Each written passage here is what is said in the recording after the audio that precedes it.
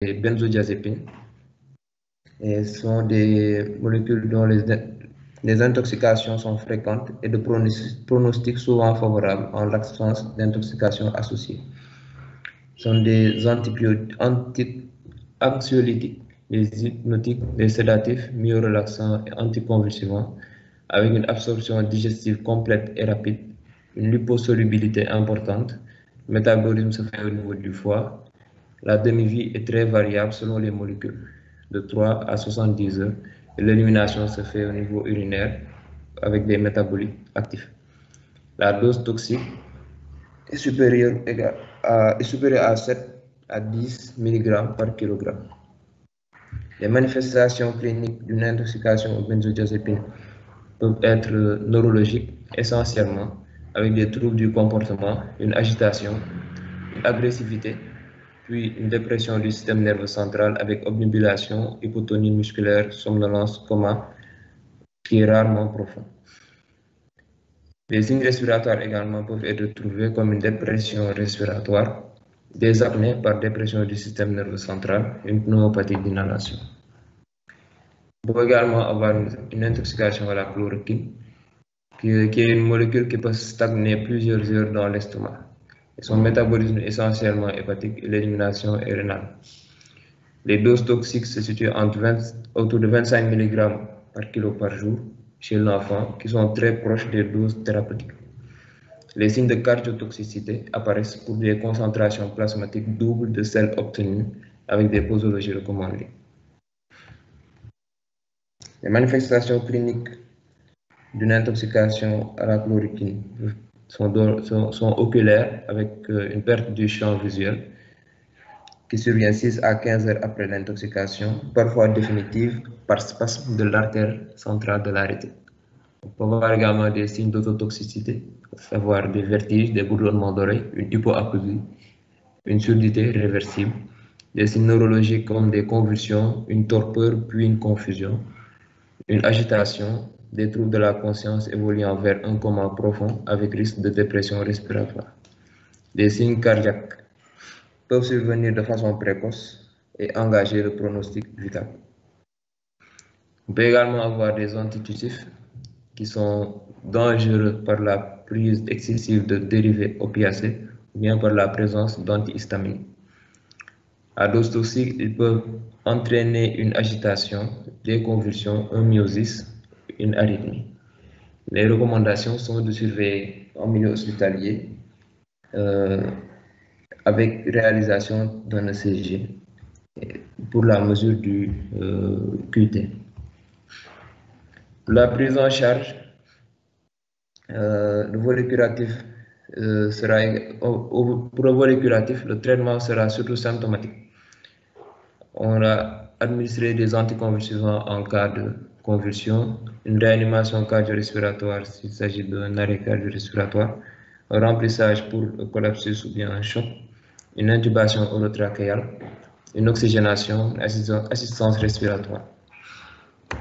Non. On peut également faire un traitement évacuateur avec le lavage gastrique qui est recommandé si l'ingestion est récente, c'est-à-dire inférieure à 6 heures.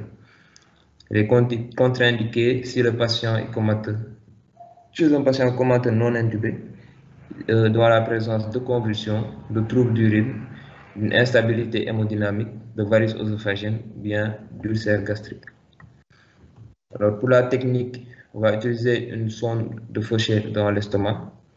Et chez un patient qui est assis ou couché sur le côté, on va mettre 4 g de NaCl par 1 litre d'eau tiède ou bien avec du sérum salé isotonique tiède.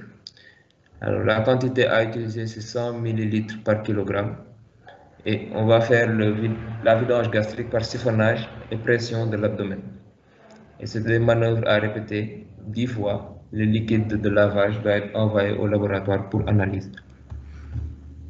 On peut également utiliser du charbon activé qui est recommandé également dans les injections récentes, c'est-à-dire moins de 6 heures de temps. On utilise le charbon par voie orale en dose unique à 1 g par kg sans dépasser 50 g. Alors les substances qui sont carbo-absorbables sont le paracétamol, les salicylés, les antidépresseurs, les tricycliques, les chloroquines, benzodiazépines, barbituriques, colchicine, phénothiazine, les digitaliques, les bêta-bloquants, la théophiline et le carbamazépine. Alors, il faut noter également que l'utilisation du charbon activé peut réduire l'efficacité de l'antidote si elle est prise par voie orale. On peut également faire un traitement épurateur utilisant une diurèse osmotique alcaline. Dans le cas d'intoxication au barbiturique lent ou bien au salicylé. La technique, c'est un tiers, on fait un mélange avec un tiers de volume de bicarbonate à 1,4%, avec un tiers de volume de mannitol à 10% et un tiers de sérum glucosé 10%. Et on rajoute du KCl à raison d'1,5 g par 500 ml. Alors, les contre-indications d'utilisation du diurèse osmotique alcaline, c'est l'hypertension artérielle, l'insuffisance rénale, un œdème aigu du poumon ou bien en cas d'insuffisance cardiaque. On peut également utiliser la dialyse pour épurer le sang du médicament avec l'hémodialyse ou bien une dialyse péritonéale.